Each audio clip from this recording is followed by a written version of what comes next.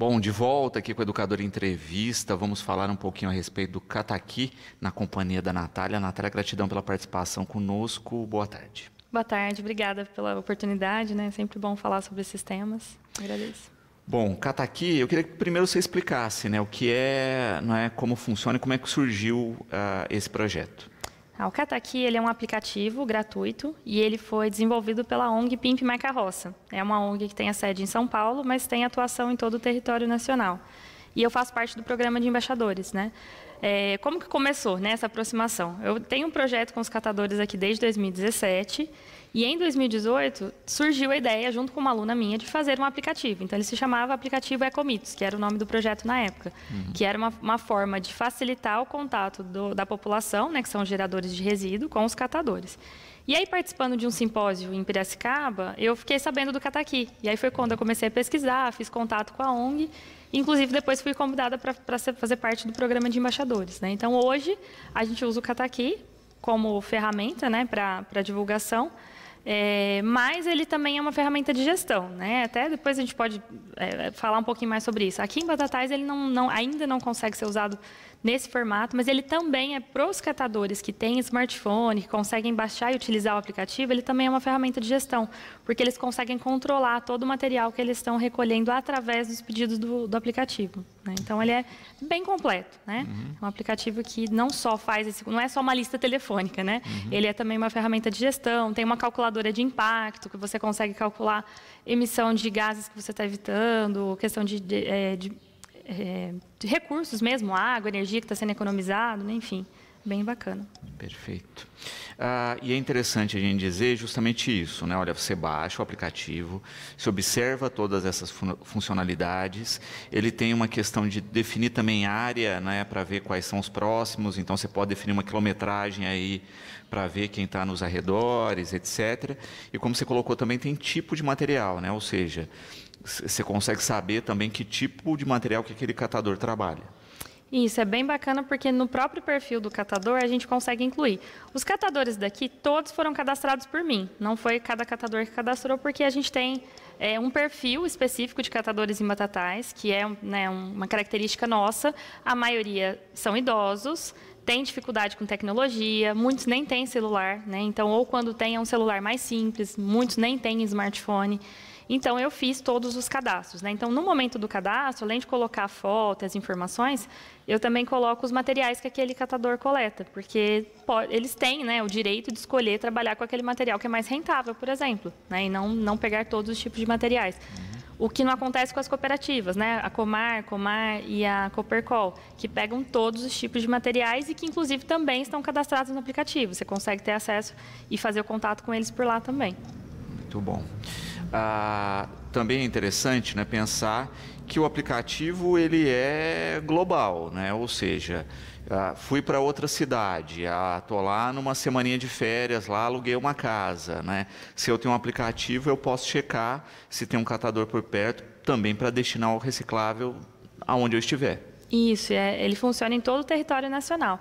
E uma coisa interessante é que você também pode cadastrar catadores, né? Qualquer pessoa que fizer o seu cadastro tem a opção de você incluir um catador. Então, conhecer um catador, uma catadora nova, conversou, fez todo o processo, pode fazer o cadastro dele lá também. Aqui em Batatais, eu sempre peço para quem identificar novos catadores me passar, porque a gente tem outros projetos que envolvem, tem uma questão da assistência social, né, da atuação do núcleo de assistência ao catador. Então, a gente precisa desses dados também, né, não só dentro do aplicativo. Mas qualquer pessoa pode usar em qualquer cidade e também cadastrar novos catadores, né? Muito bom.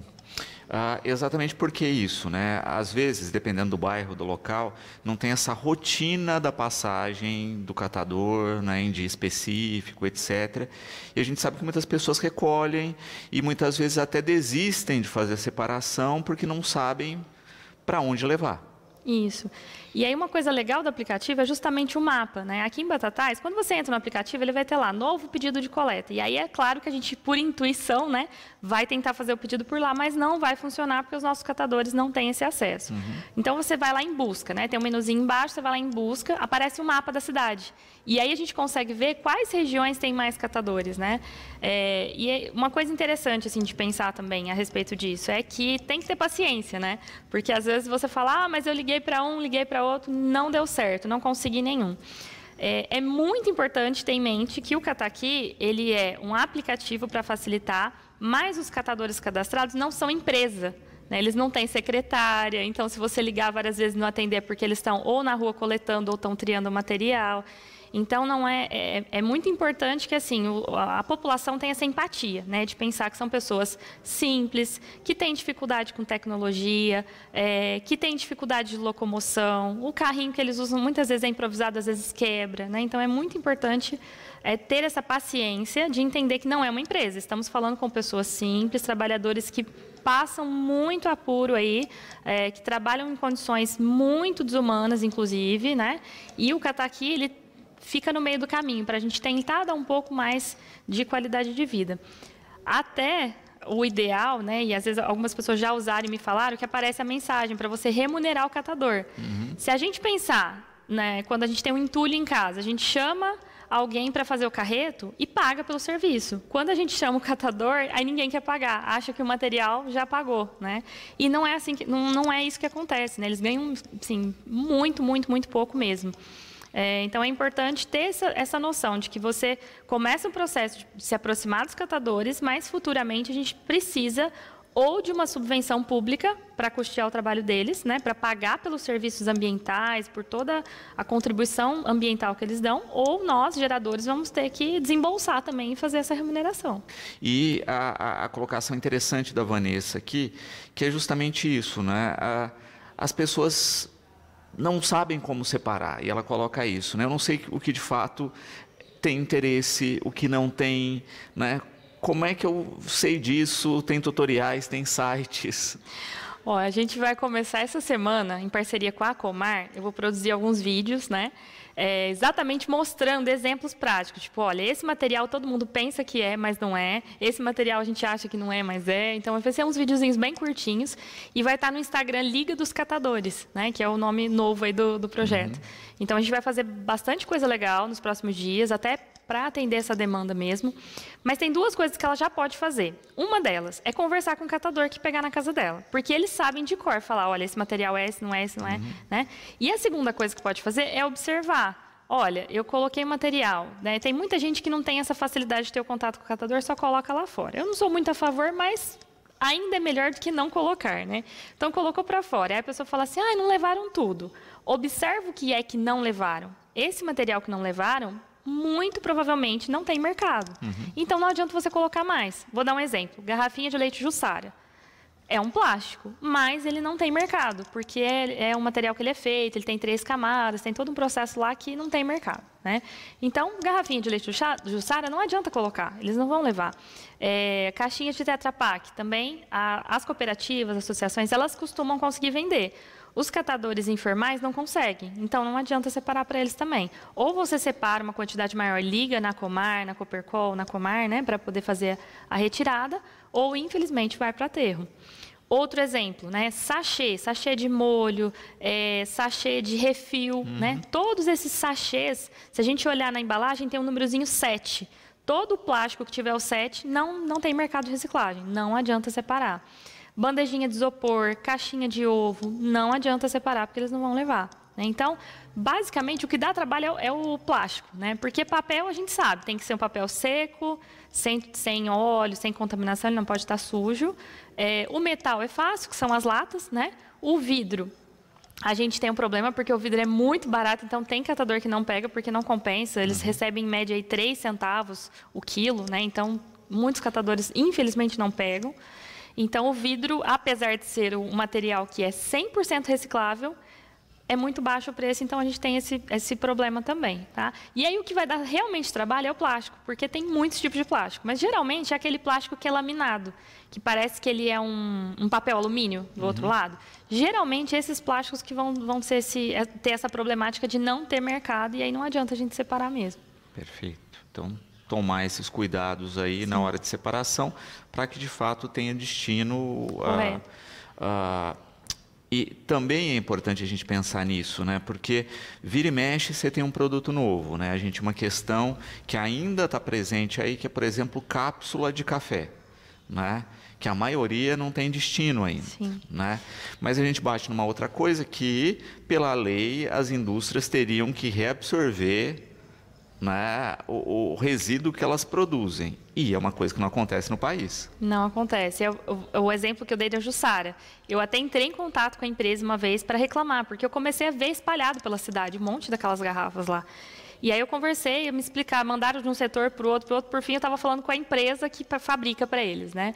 E aí a questão é, por ter 3 camadas, quando você recicla esse material, ele só pode ser usado para a camada do meio, que é muito menor em quantidade. Então eles não dão conta de comprar todo o material.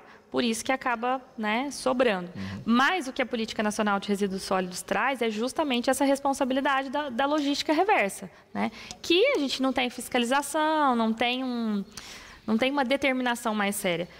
O caso dos sachês, por exemplo. Gente, se não tem mercado, muda o material. Sim. Muda o material. A questão prática que eu não consigo conceber ainda no país é porque você usa algo que não pode ser reciclado. Né?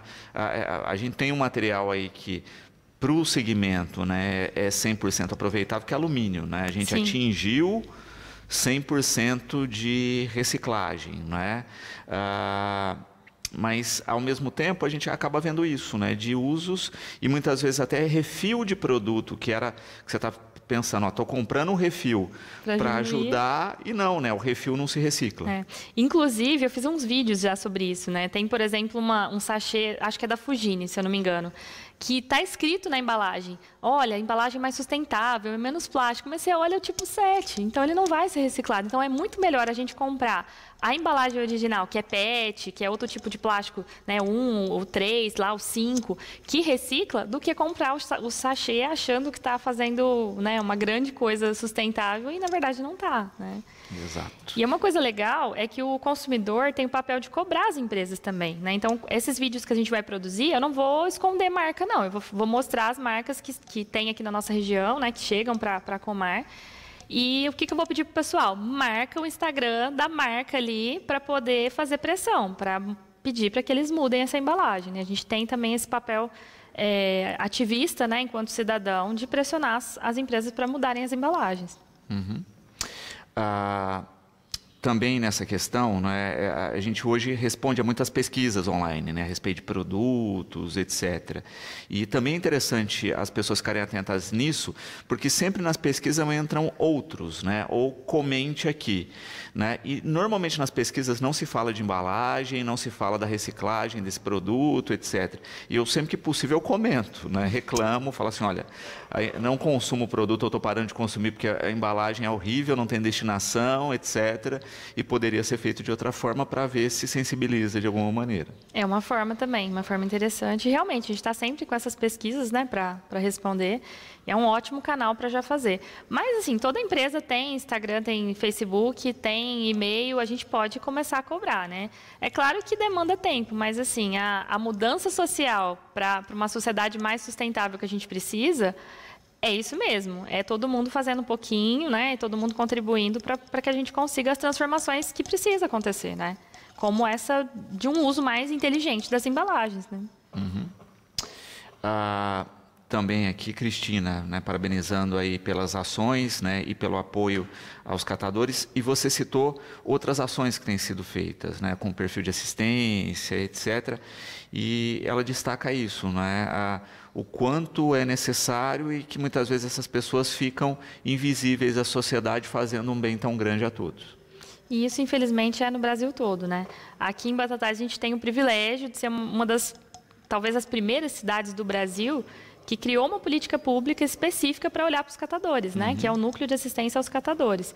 E, através disso, a gente consegue dar acesso aos catadores para muitos direitos que eles nem sabiam que tinham, né? Que são direitos assistenciais mesmo, de programas do governo que muitos não conheciam. Então, o que é importante, né? E até esses dias eu fiz um bate-papo com o pessoal, os outros embaixadores, né, do PIMP Marca Roça, para falar um pouquinho, compartilhar um pouquinho dessa experiência, da criação do núcleo, das ações aqui.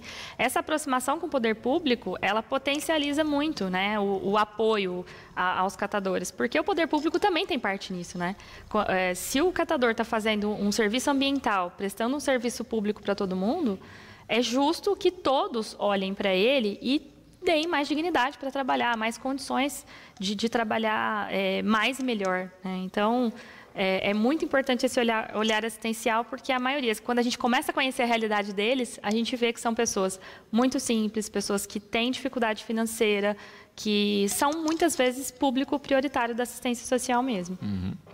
E muitas vezes acabam nem sabendo dos direitos que têm, não é, que poderiam estar em diversos programas. Isso. E aí a ideia do núcleo aqui em Batatais foi justamente isso, né, de fazer um acompanhamento para ir garantindo que os catadores tenham acesso, né? Então, por exemplo, essa semana eu estou na correria para ligar para eles, porque está em fase de inscrição, né, a transferência, eu esqueci o nome do programa agora, mas o programa de transferência de renda. Uhum. E eu Renda sei cidadã, que renda cidadã, né?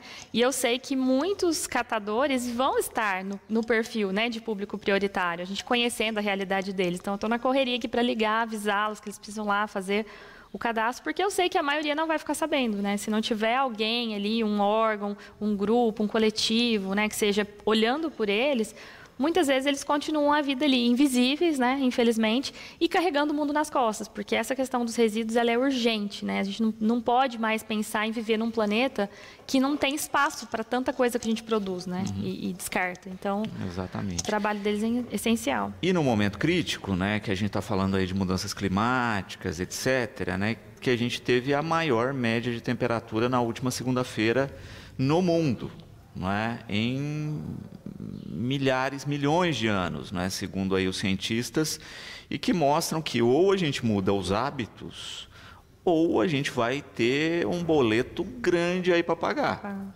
né? E que a gente não vai pagar com dinheiro, a gente vai pagar com vidas aí nesse processo. E aproveitando que hoje é o Dia dos Povos Indígenas, né, eu acho que falo muito sobre o Krenak, né, me inspiro muito na obra dele para o meu trabalho de sensibilização através da fotografia, e a gente pode aprender muito com a cultura indígena, né, a perceber essas mudanças, que eu acho que a grande questão é essa, tem muita gente que ainda não está percebendo. Fala de alta temperatura, mas a pessoa não se tocou. Eu conversando ontem com um amigo, falei, nossa, agosto, mês do meu aniversário, é sempre muito frio. E olha o calor que está, né? Então, assim, a gente precisa retomar o nosso contato com a natureza, a nossa conexão com os elementos da natureza, até para essa percepção ficar um pouco mais aguçada, para a gente ver que a coisa é séria, né? Entender na pele, sentir na pele que a coisa é muito séria.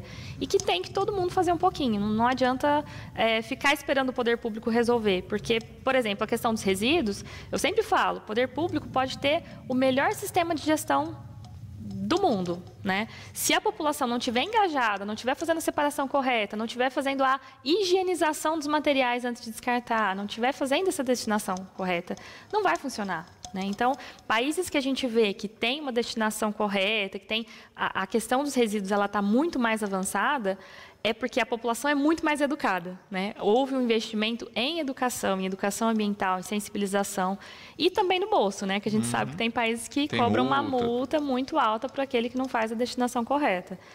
E aqui no Brasil eu falo que somos muito preguiçosos, né? Porque tem país que tem 20 tipos, 10 tipos de material que você tem que separar. Aqui é só para separar em 2.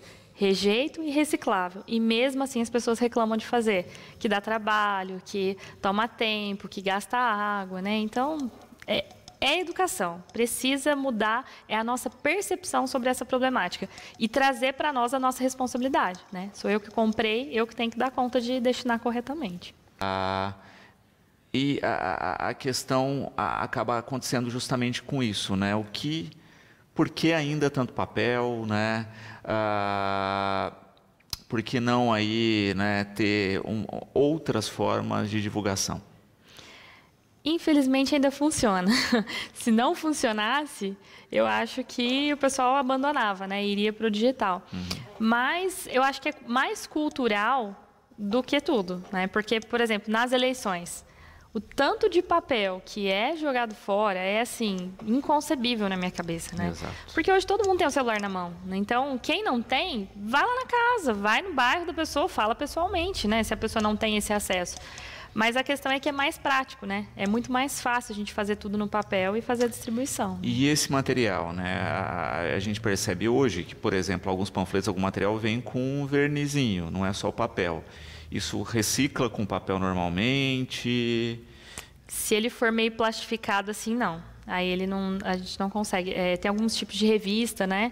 Que eu não sou especialista em papel, não, mas tem alguns tipos de revista que tem esse material que é mais laminadozinho também, que também não vai conseguir reciclar. O que é mais fácil mesmo é o papel normal, sulfite, que a gente está acostumado àquele papel comum, o né? papel jornal. Papel jornal, esse daí é mais fácil. Mas você mudou um pouquinho a composição, né? O grande problema de mexer em composição de materiais e depois não ter como reciclar é justamente misturar materiais. Então, você pega um tipo de material e cola junto com o outro, como que a gente tira depois, né? Que é o que acontece com a garrafinha de Jussara que eu falei também. A gente não consegue separar as camadas para reciclar. São as garrafinhas plásticas de leite, né? Acho que todas seguem o mesmo padrão. O mesmo padrão. Infelizmente. O que ela tem é uma camada no meio que é preta, que é justamente para manter o controle de temperatura, né? E entrada de luminosidade. Isso. Inclusive, encontrei uma boa utilidade. Agora, eu vou fazer as iscas para abelhas sem ferrão com essa garrafinha. Porque já que ela é uma garrafa que vai ser jogada fora, pelo menos ela está ajudando pela conservação das abelhas, né? Então ela vai ter um papel, antes de ser descartada, ela vai ter mais um papel importante. E que é interessante também, porque assim, é controle de luminosidade para garantir a qualidade do produto. Então você poderia fazer a garrafa com a parte que é interna, as 3 camadas, só que a garrafa seria preta. Né? E isso afetaria o consumo porque a gente associou o branco do leite com a cor da garrafa e eu acho que dificilmente alguém compraria leite de uma garrafa preta né? Que poderia ser totalmente reciclada no processo. Então, por isso que também tem a questão da educação, né? Porque talvez a gente vai ter que mudar o hábito de consumo. Não tem problema que a embalagem seja estranha do que a gente está acostumado e etc. Mas ela é saudável para o meio ambiente. Isso. E aí teria que ter um acordo entre todas as empresas, né? Porque se só uma faz, ela vai ser prejudicada, né? As pessoas realmente... A gente tem... Acho que a grande questão é mudança de hábito, né? É o que você falou, assim, a gente está acostumado com uma coisa, você propõe algo diferente, dói sair da zona de conforto, né? É doloroso, é sofrido. Mas um processo bem feito de educação ambiental justamente traz para a sensibilidade da pessoa a importância dessa mudança e faz com que isso seja uma transição mais amena, né? Então, por que eu falo que só a gestão não resolve? Porque a gestão ela vem com uma coisa mais técnica, mais né, assim, formal. E aí é muito difícil a gente lidar com uma decisão que é diferente sem uma transição, né? Então, eu falo que a educação ambiental ela faz essa transição para a gente. Precisamos mudar a embalagem de leite e nos acostumar que ela vai ser preta.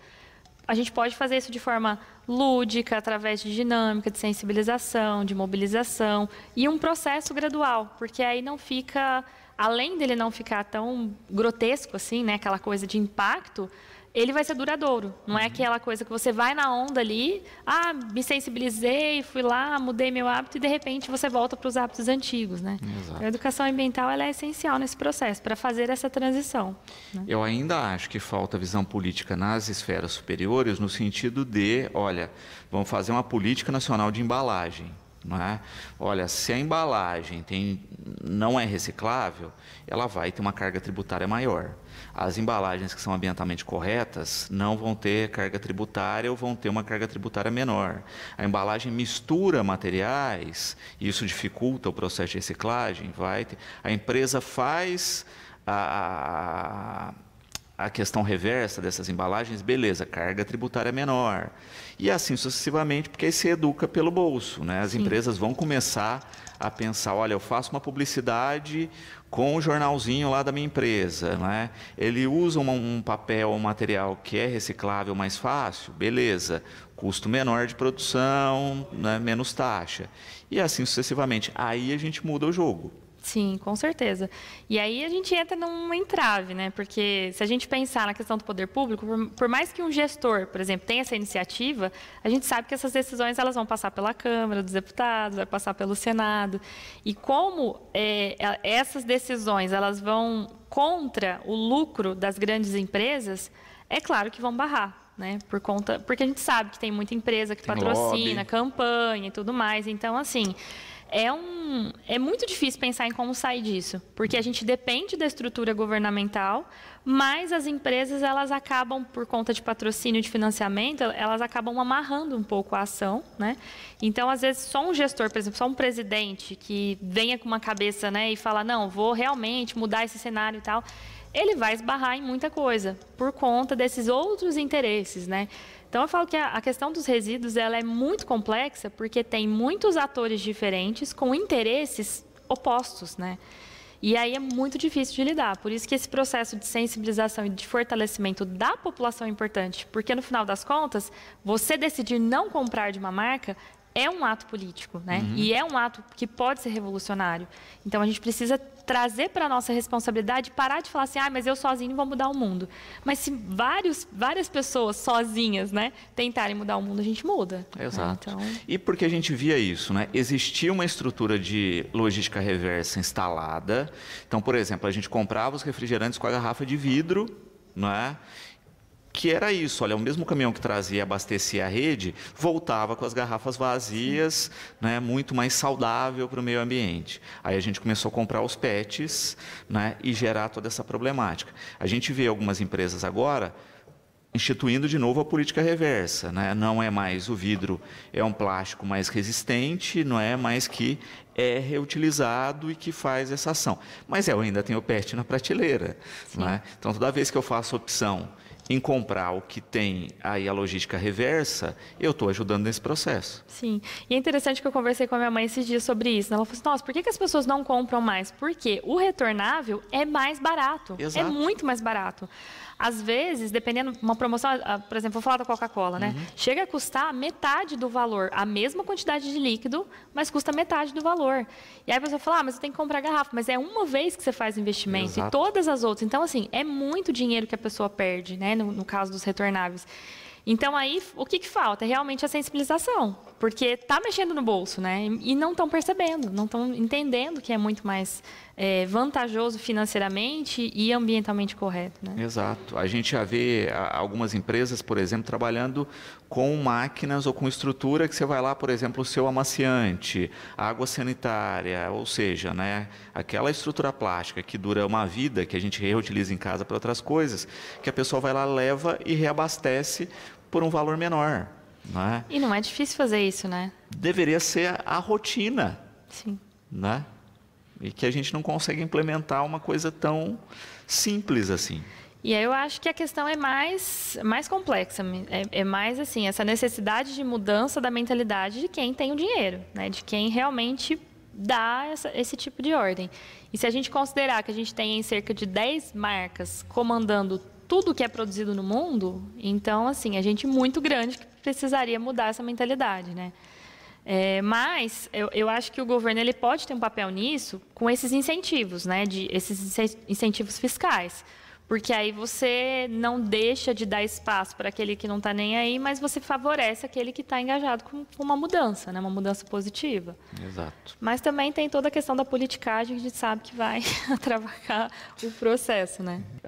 E o Pedro também colocando uma questão importante, não é? A gente percebe algumas políticas pontuais dessa ação reversa, né? Por exemplo, algumas empresas de óleo que pontualmente vêm recolher o óleo usado, enfim. Mas se a gente olha na escala total, não é um grãozinho de areia no todo. Sim, infelizmente, é o que eu falei, assim, não existe uma fiscalização muito séria, né? A implementação da Política Nacional de Resíduos Sólidos, ela foi sendo abrandada, né? Então, eu pesquisei bastante sobre isso no mestrado e de muitos anos, né, de 2010, e ainda não se conseguiu, por exemplo, que todos os municípios tenham um plano de gestão de resíduos. Apesar de ser obrigatório, mas foram prorrogando.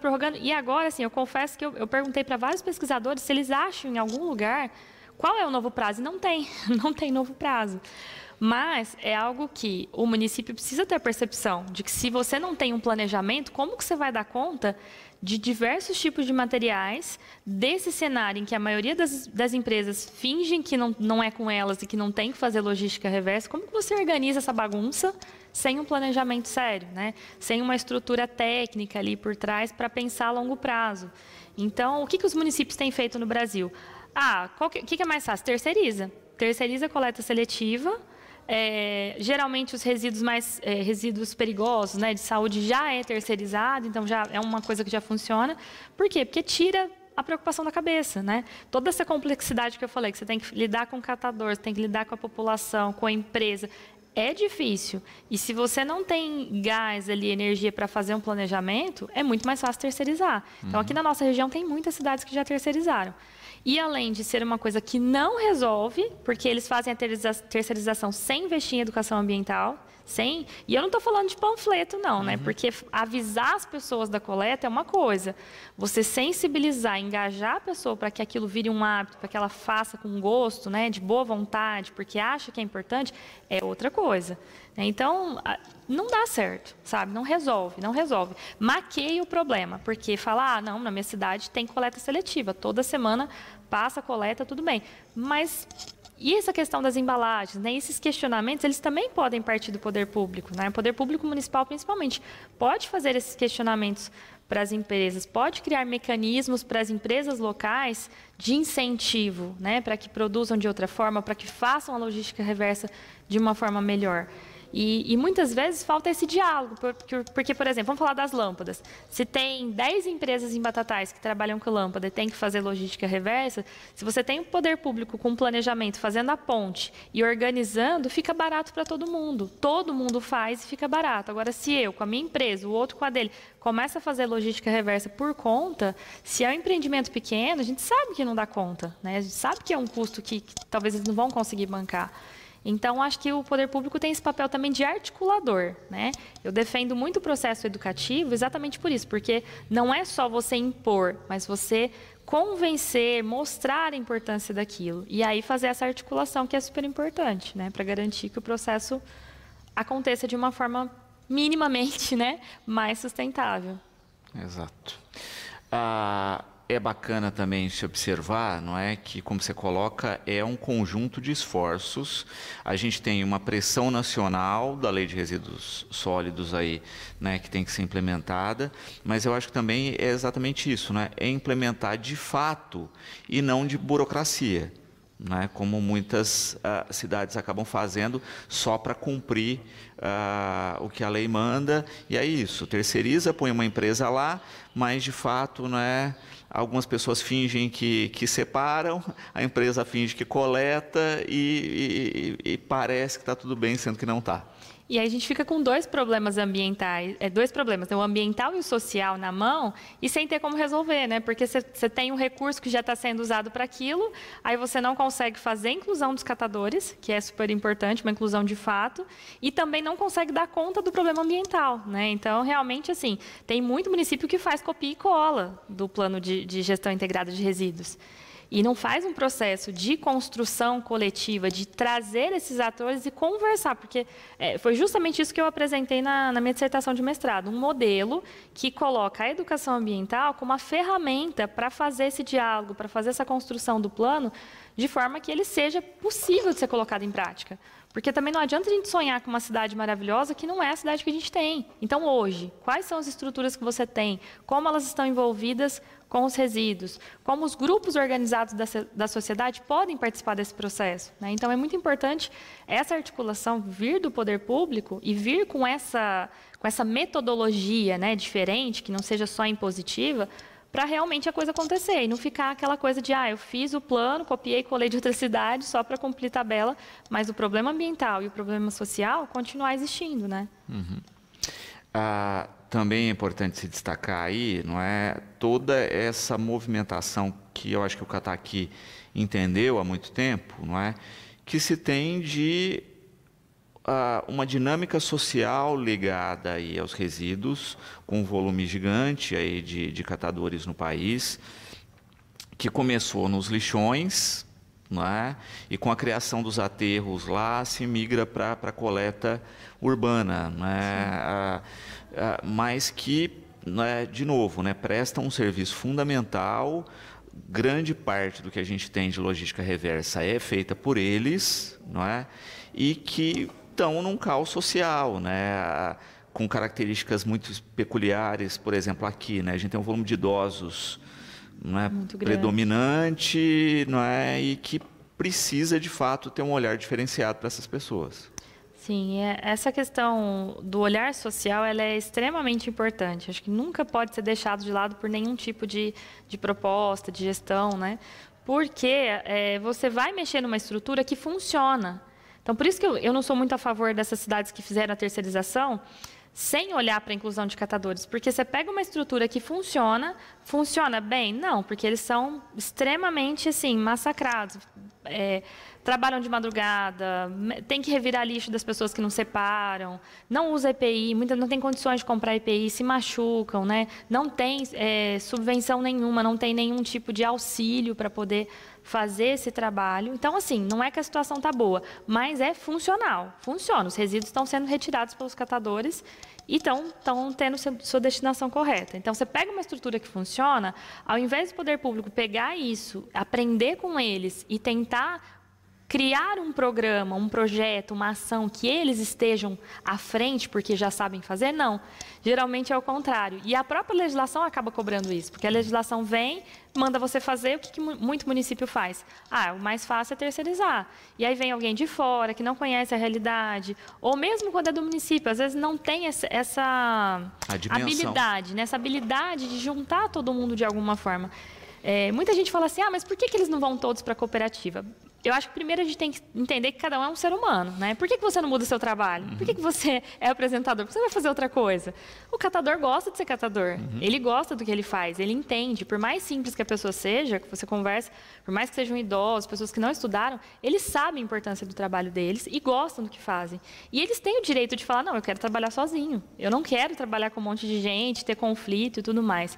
Então, o que a gente tem que pensar é como que a gente... É um desafio, né? Não é fácil, mas tem que pensar. Como que eu faço uma coleta seletiva na cidade inteira e não deixo de fora esses catadores que estão há tanto tempo fazendo esse trabalho de graça para todo mundo, né?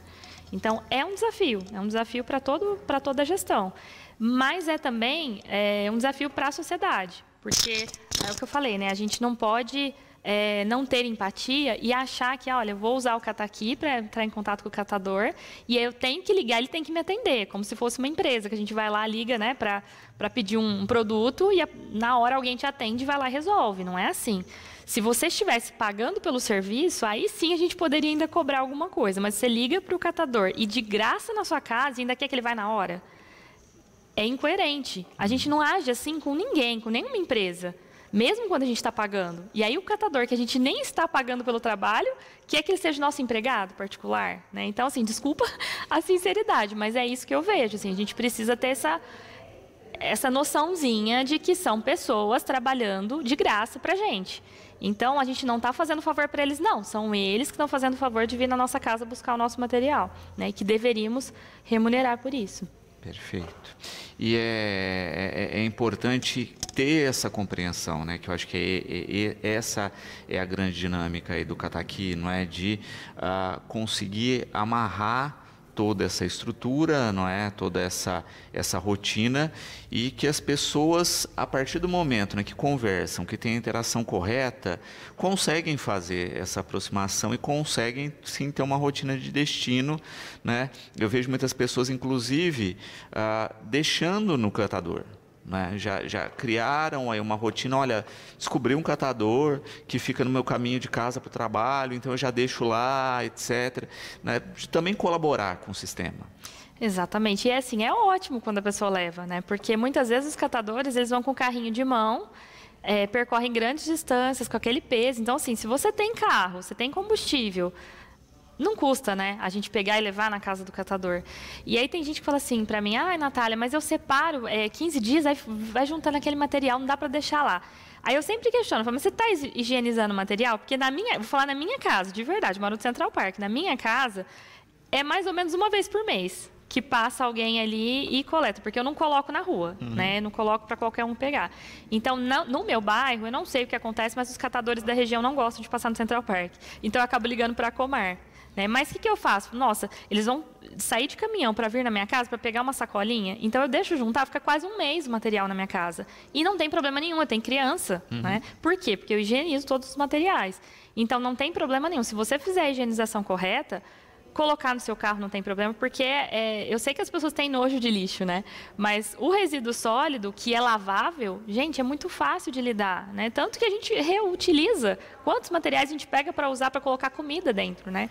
Então não tem problema nenhum. Se a gente faz higienização, guarda esse material mais tempo, leva na casa do catador, coloca no seu carro, não tem problema nenhum. Não há impedimento, né, para a pessoa fazer isso. Só boa vontade mesmo. Exato, não é? Bom, repetindo, né, para quem quiser conhecer melhor o Cataqui, o aplicativo, né, pode acionar pelo player de aplicativo, baixar, não é isso? E pode também entrar no site que já tem os links diretos, né, o cataqui.org. Lembrando que o Cataqui, o Ki é com K, né? Então, cataki.org, cataqui.org. Baixa o aplicativo. Temos aí o site na tela para quem quiser. Isso, é só baixar o aplicativo. Ele é gratuito, não cobra nada, não tem nada que você vai precisar pagar no aplicativo.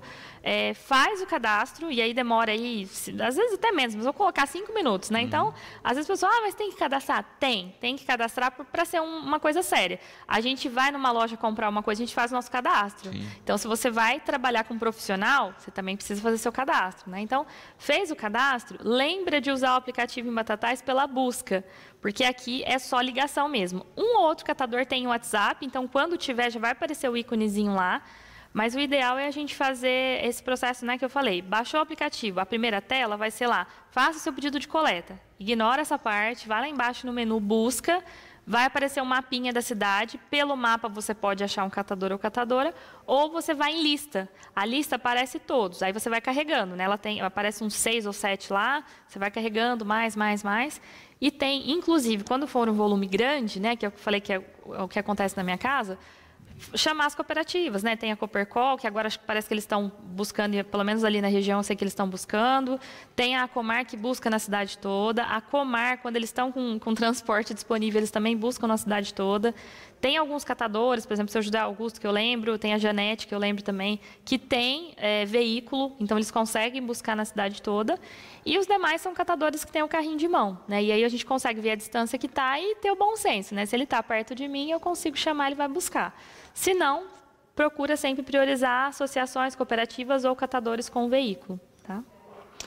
Natália, gratidão sempre pela presença, o programa está sempre de portas abertas. Esperamos, não é, que cada vez mais as pessoas estejam sensibilizadas aí para a grande importância, fundamental, vital importância da reciclagem. Isso, eu finalizo deixando meu pedido, né, para que todo mundo que está assistindo baixe o aplicativo, pelo menos dê uma chance, né, de utilizar.